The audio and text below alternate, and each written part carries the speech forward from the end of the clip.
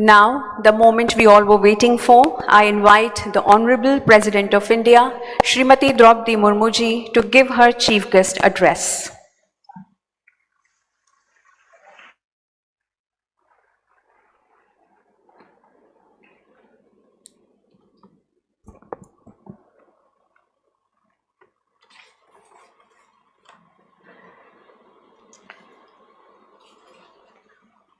ओम शांति,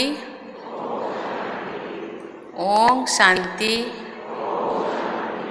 ओम शांति।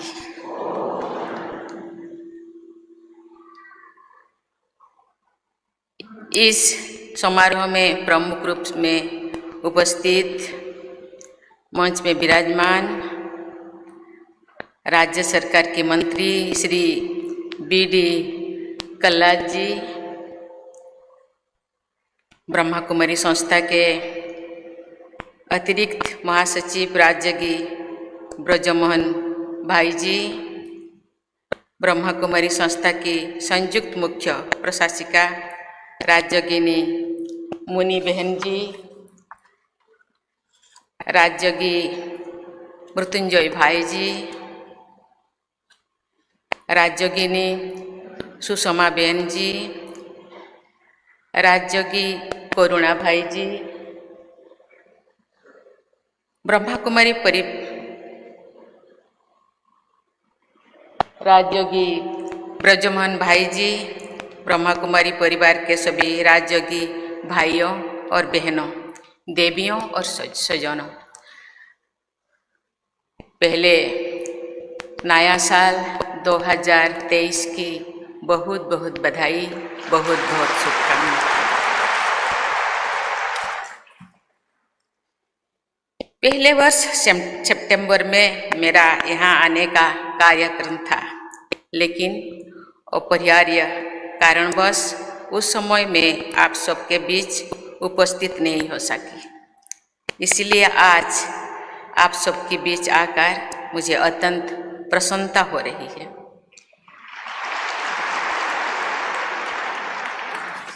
बहुत दिन के बाद इस इंद्र सभा में कुछ समय बिताने का मुझे बाबा ने बुलाए हैं, इसीलिए बाबा को बहुत बहुत धन्यवाद। कहा जाता है समय से पहले भाग्य से ज़्यादा कुछ नहीं होने वाला है, इसीलिए शायद आज मेरे लिए ये समय है आपके साथ कुछ क्षण बिताने के लिए। आनंदमय और सफल बना सकते हैं। ये मुझे दूसरे आज़ादी के अमृत महोत्सव के तहत ब्रह्मा कुमारी संस्थान द्वारा शुरू किए जा रहे राष्ट्रव्यापी अभियान rising India through spiritual empowerment का शुभारंभ करने का अवसर मिलना मेरे लिए सौभाग्य की बात है। इस अभियान का उद्देश्य लोगों में जागरूकता बढ़ाना और उन्हें ये समझने में मदद करना कि आध्यात्मिक सशक्तिकरण के माध्यम से कैसे वे अपने जीवन को शांतिपूर्ण, आनंदमय और सफल बना सकते हैं। मुझे विश्वास है कि ये अभियान आध्यात्मिक सशक्तिकरण द्वारा उभरते भारत को स्वर्णिम भारत बनाने में अपना योगदान देगा। मैं इस अभियान की सफलता की मंगल कामना करती हूँ। पिछले वर्ष नवंबर में सिक्किम के निमची में Brahma Kumari world renewal spiritual centre का शिलान्यास करने का अवसर मुझे मिला था। आज मैं यहीं से हैदराबाद में स्थित मानवता की सेवा के लिए समर्पित Brahma Kumari silence retreat centre का उद्घाटन कर रही हूँ।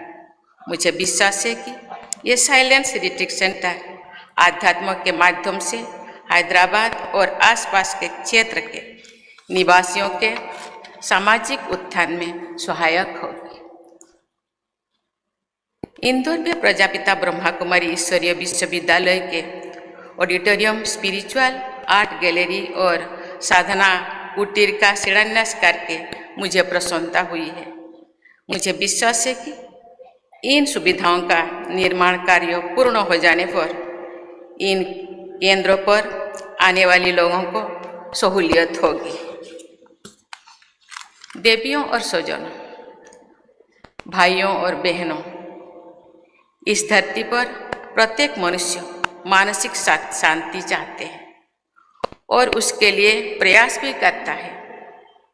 हम चाहे किसी भी देश, धर्म, जाति या संप्रदाय के हो, भोजन और पानी की तरह शांति भी हमारी मूल आवश्यकता है। ये प्रसन्नता की बात है कि ब्रह्मा कुमारी संस्थान शांति और आनंद के लिए मार्ग प्रशस्त कर रहे हैं। ब्रह्मा कुमारी संस्थान से मेरा गहरा संबंध रहा है और बना रहेगा। मैंने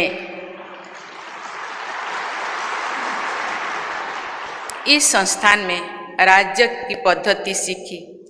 बाहरी भौतिक सुविधाओं और घटनाओं के स्थान पर आंतरिक आध्यात्मिक शक्ति को महत्व देने वाली इस पद्धति ने मेरे जीवन में उस समय प्रकाश व उत्साह का संचार किया जो मुझे अंधकार और निराशा का अनुभव हो रहा था। एक गौरव की बात है कि विगत लगभग 80 वर्ष से ब्रह्मा कुमारी संस्थान आध्यात्मिक उन्नति, व्यक्तित्व में आंतरिक परिवर्तन तथा विश्व समुदाय के पुनरुद्धार के लिए अमूल्य योगदान देता रहा है। शांति, अहिंसा और प्रेम पर आधारित सेवा भावना के जरिए इस संस्थान ने होलिस्टिक एजुकेशन, ग्राम विकास, स्वास्थ्य, महिला सशक्तिकरण, डिजास्टर मैनेजमेंट, दिव्यांगजनों की सेवा, अनाथ बच्चों के कल्याण तथा पर्यावरण संरक्षण जैसे अनेक क्षेत्रों में महत्वपूर्ण कार्य किए। इन कार्य के लिए आप सबकी जितनी सराहना की जाए वो कम है। ब्रह्मा कुमारी संस्थान की प्रतिनिधि माताएं व बहनें रक्षाबंधन के दिन विश्व में जहाँ कहीं भी हो वहाँ के लोगों की राखी बांधते हैं। इस प्रकार ब्रह्मा कुमारियाँ विश्व समुदाय के अनेक लोगों को प्रेम का अटूट बंधन में बांधते हैं। ऐसे प्रयासों का भी विश्व शांति के प्रसार पर सार्थक प्रयास है। मुझे बताया गया है कि आज ये संस्थान 137 देशों में लगभग 5000 ध्यान केंद्र का संचालन करने के साथ साथ अन्य क्षेत्रों में भी मानवता की सेवा कर रहे हैं। इस संस्थान के संचालन में महिलाओं की अग्रणी भूमिका होती है और स्पिरिचुअल ब्रदर्स इस कार्यों में सहायक करते हैं। ये संस्थान महिलाओं द्वारा चलाया जाने वाला विश्व का सबसे बड़ा आध्यात्मिक संस्थान है।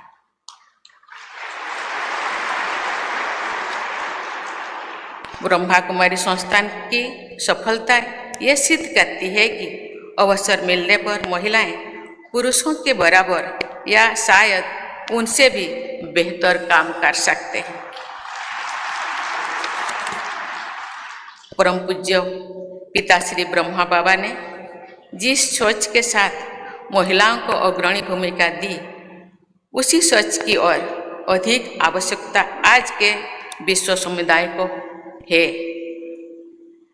अनेक क्षेत्रों में सफलता प्राप्त करने वाली महिलाओं की कार्यशैली और उनके जीवन मूल्यों को देखकर बहुत से लोगों ने ये विचार व्यक्त करते हैं कि यदि विश्व समुदाय का नेतृत्व महिलाओं द्वारा किया जाए तो ऐसा विश्व शायद अधिक सक्षम, सुरक्षित, शांतिपूर्ण, न्यायपूर्ण और प्रेमपूर्ण होगा। मुझे इस बात की प्रसन्नता है कि ब्रह्मा कुमारी संस्थान ने महिलाओं के सशक्तिकरण तथा उनकी उन्नति में सक्रिय भूमिका निभाई है। ब्रह्मा बाबा का मानना है कि महिलाओं के आध्यात्मिक, सामाजिक और बौद्धिक सशक्तिकरण में ही विश्व का समग्र विकास निहित है। भाइयों और बहनों, मेरा मानना है कि आध्यात्म ही वो प्रकाश पुंज है जो पूरी मानवता को सही राह दिखा सकते हैं। अमृत काल में सन 2047 के स्वर्णिम भारत की ओर आगे बढ़ते हुए हमारे देश को विश्व शांति के लिए विज्ञान और अध्यात्म दोनों का उपयोग करना होगा। हमारा लक्ष्य है कि भारत एक नॉलेज सुपर पावर बने। हमारी आकांक्षा है कि इस नॉलेज का उपयोग सस्टेनेबल डेवलप के लिए हो, सामाजिक सौहार्द के लिए हो, महिलाओं तथा वंचित वर्गों के उत्थान के लिए हो, युवाओं की ऊर्जा के समुचित उपयोग के लिए हो तथा विश्व में स्थायी शांति की स्थापना के लिए हो। भारत इस वर्ष G20 की अध्यक्षता कर रहा है, जिसका थीम है वसुधैव कुटुंबकम, यानी one earth, one family, one future. हमारे देश ने कोरोना की वैश्विक महामारी का सामना करने में भी अनेक देशों की मदद की। इस प्रकार की सेवा और सहायता द्वारा भारत ने विश्व बंधुत्व का प्रभावी उदाहरण प्रस्तुत किया है।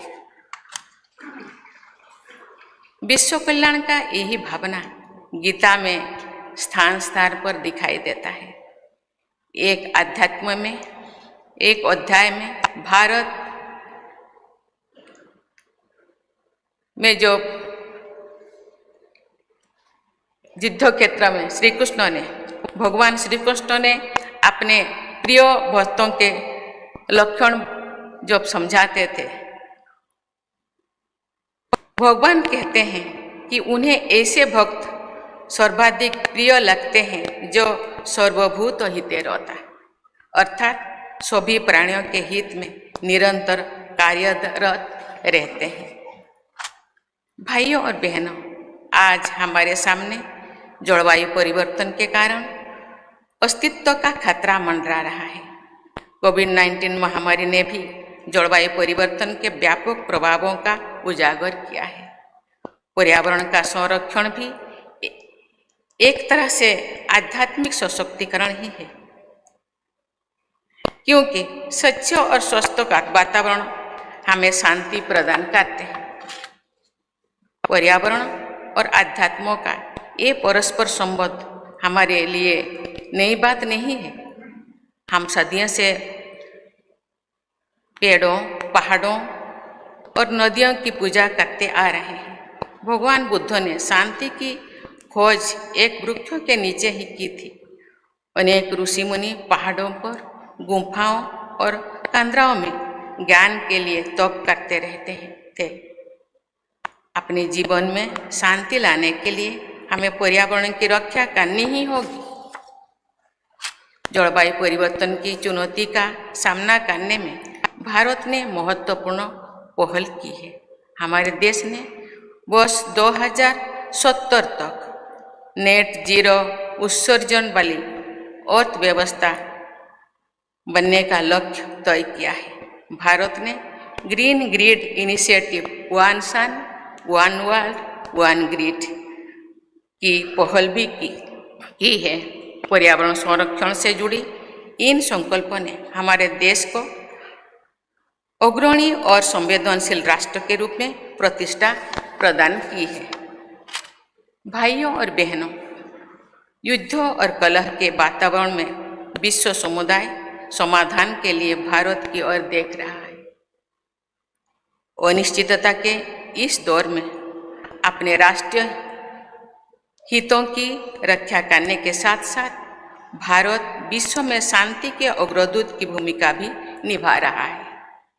अपनी संस्कृति और परंपरा के अनुरूप हमारे देश आध्यात्म व नैतिकता पर आधारित विश्व व्यवस्था के निर्माण हेतु सक्रिय है।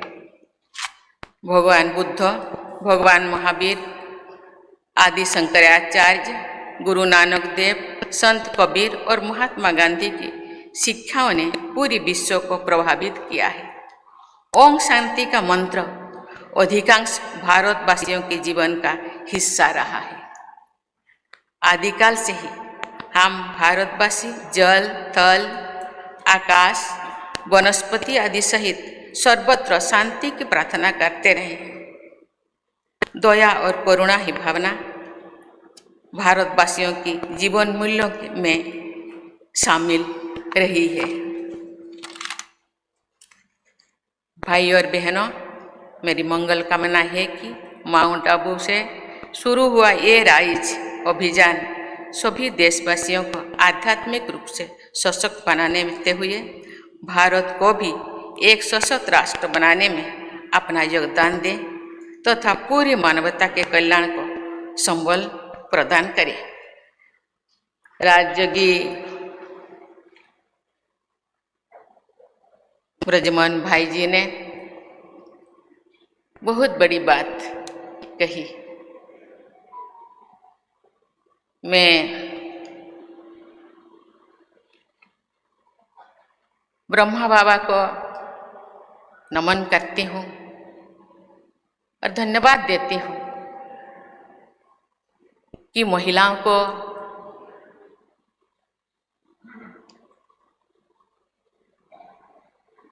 पूरा विश्व में शांति और शक्ति प्रदान करने के लिए कलश, उनके सर पर कलश दिए हैं। आज इस संस्थान द्वारा पूरे विश्व में माउंट आबू से जाकर के बहनें लोगों को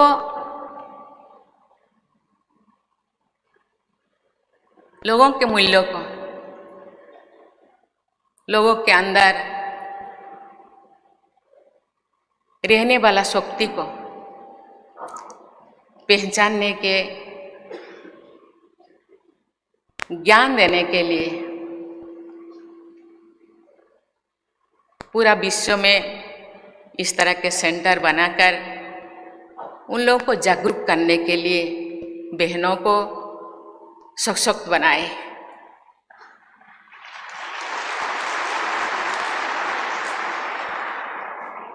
आज मैं समझती हूँ देश में जो भी बेटियों के ऊपर, बहनों के ऊपर जो भी ऐसे घटनाएं घटित हो रहे हैं, मुझे लगता है बहनें ही ऐसे शक्ति बनकर आगे आएंगे और लोगों के अंदर जो सत्व गुण है उसको जागरूक करेंगे। स्नेह, प्रेम, शांति, आत्मीयता, मुझे लगता है उनके अंदर जो विकार है उसको समाप्त करने में बहनों का जो प्रयास, उनका जो शुभ भावना, आज ये बहनें मुझे लगता है 10 या 60 के 70 लाख तो हो गए हैं। ऐसे ऐसे सेंटर आज गांव-गांव में हो रहा है। मुझे लगता है उनका सकाश, उनका शुभ भावना लोगों के मन में जो विकार है वो समाप्त करेगा और एक ना एक दिन सरकार अपने तरफ से, गवर्नमेंट अपने तरफ से प्रयास कर रहे हैं, लेकिन एक आध्यात्मिक संस्था के रूप में आज केवल ब्रह्मा कुमारी नहीं, बहुत सारे ऐसे संस्थाएं हैं इस दिशा में आगे बढ़ रहे हैं। मुझे लगता है ये वो दिन ज़्यादा दूर नहीं,